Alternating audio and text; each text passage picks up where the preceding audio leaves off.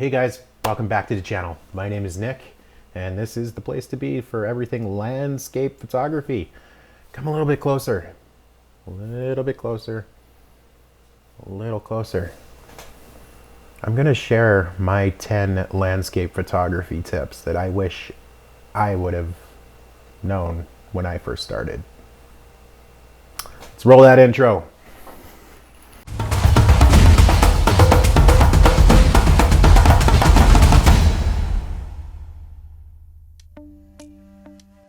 All right, welcome guys. How was your weekend? Mine was a little adventurous. More on that in a second, but I think I got the audio fixed. I think I got the lighting fixed. In the last couple videos, the lighting was just harsh, but it's amazing what a little bit of color in the background can do, right? Yeah. It looks good. I like it. What do you guys think? Comment below if you like this or not. Maybe I'll switch it up, but for now, I like it. So this past week, Monday, the Fam Jam and I went on a little mini road vacation, if you will. We went to Rocky Mountain House, and then we're actually supposed to go to Crescent Falls. I got there, everything was okay until we figured out that there's no path all the way down to the base of the falls. It was basically just a little lookout, or a couple lookouts at the top of the falls, but no actual way to get down there. You can risk it yourself just to kind of go off the beaten trail kind of deal, but because I have my kids with me, I wasn't really gonna risk it. So we ended up actually going back to one of my favorite places in the world, Jasper, Alberta. If you blink, you miss this waterfall. It's in between Sunwapta and Athabasca Falls. I think it's called Tangle Creek Falls, but this waterfall with the autumn colors was just, wow, amazing.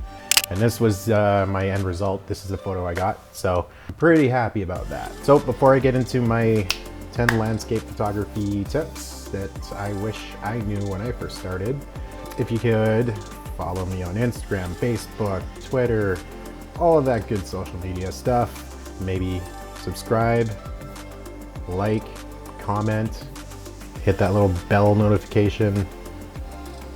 Does really support my channel, help me out. So let's get into this.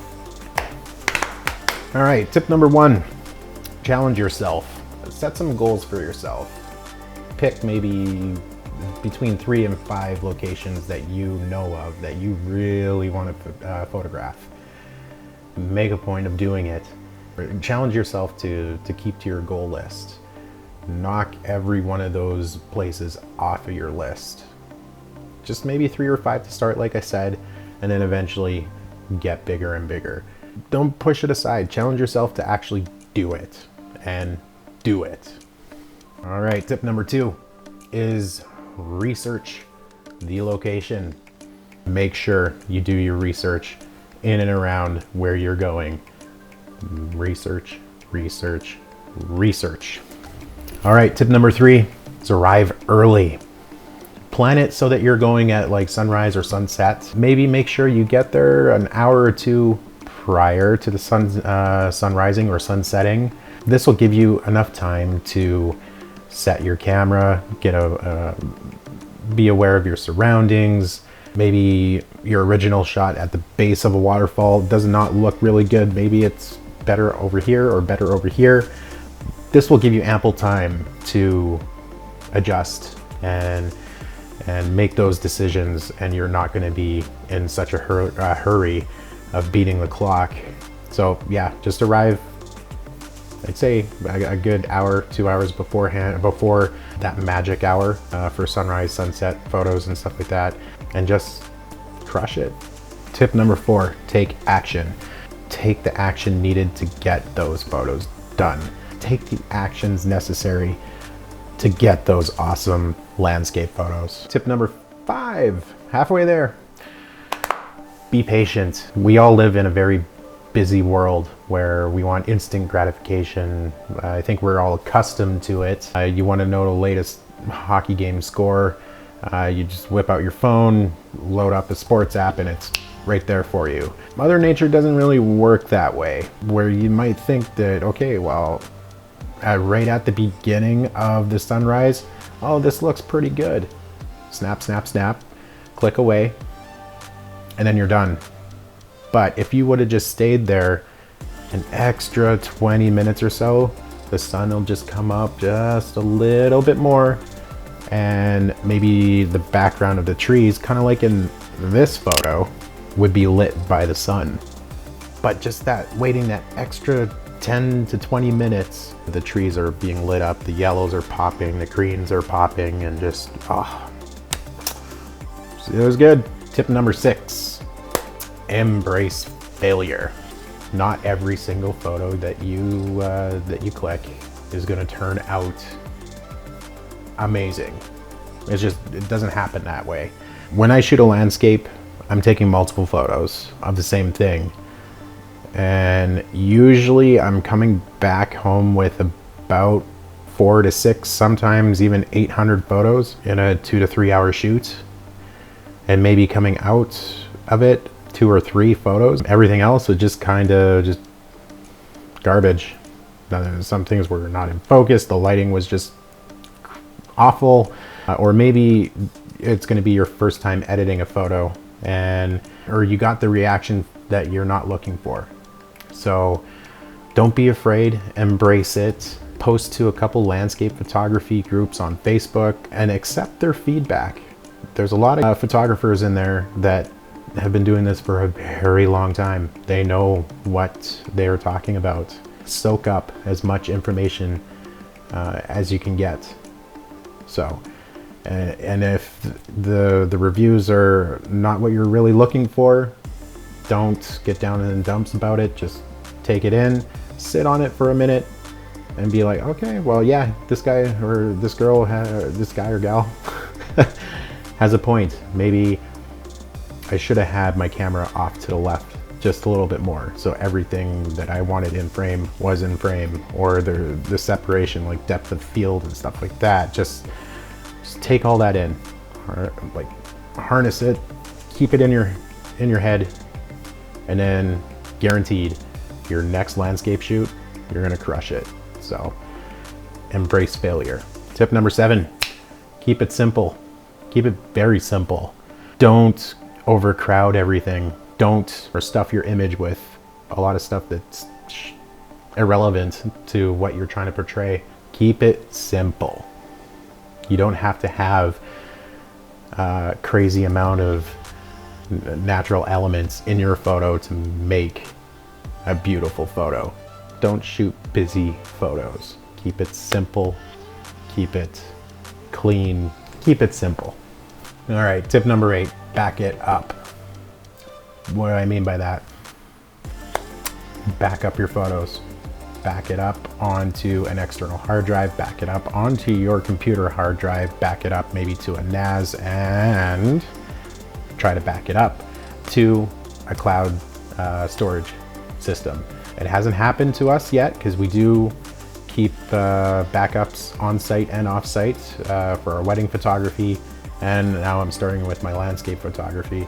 Haven't had any images lost, but we've heard horror stories in the past, and there's been a couple wedding photographers who have lost everything because their card corrupted, or they thought they backed it up but it didn't back up because they ran out of space, kind of deal. So make sure you have multiple backups on site and off site. Back it up. Back it up. That is probably one of the biggest tips that I can give you. Back it up.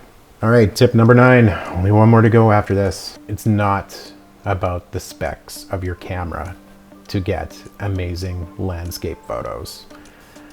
It doesn't matter if you have a Canon 1DX. It doesn't matter if you have a Nikon D850. Any camera system out there, it does not matter. Some of the best landscape photographers were shooting these landscapes with film cameras. The landscape photographers that I look up to and admire have been shooting on film cameras. Tip 9A, get comfortable with your camera. Know all the ins and outs, know what the camera excels at, and know what it kind of flounders on or doesn't excel on.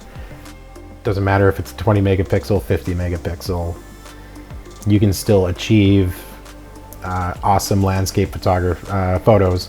All right, tip number 10, enjoy your photography. First and foremost, you should be shooting for yourself. Be proud of the images that you come away with. Enjoy it. Enjoy the time, the relaxation of being at a lake, on a dock. It's 6 o'clock in the morning. There's nothing but birds on the water. The sun comes up, and then you get it. You get that photo that you've been wanting for so long. Tip number 10 is enjoy your photography. Shoot for you. Shoot for you. All right, guys, I think that wraps it up for today. Hopefully you'll take these 10 tips and put them to good use. These are the 10 landscape photography tips that I wish I knew before I started. But like most people, you get into something and you just you learn as you go. So hopefully I can help you guys skip some steps or use these tips as a stepping stone to elevate your landscape photography, and then you'll crush it.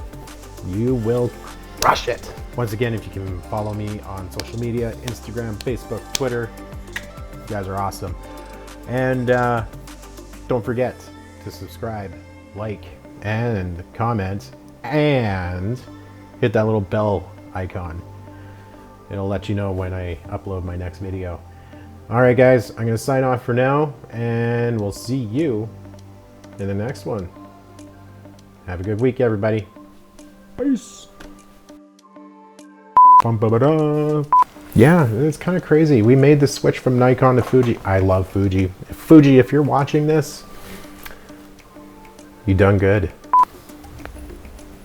Did I just give you guys the finger while pushing up my glasses? I'm gonna have to watch that back. I didn't mean it. It's just habit. Maybe I should just not wear glasses. I don't know. For all my viewers down in the States, the presidential debate. What happened? Biden versus Trump.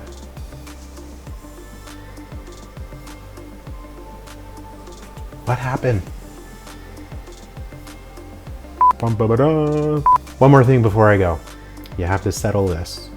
Me and my wife always have this debate. Is it Calgary or Calgary? Calgary? Calgary. Or is it Toronto or Toronto? Which side do you fall on?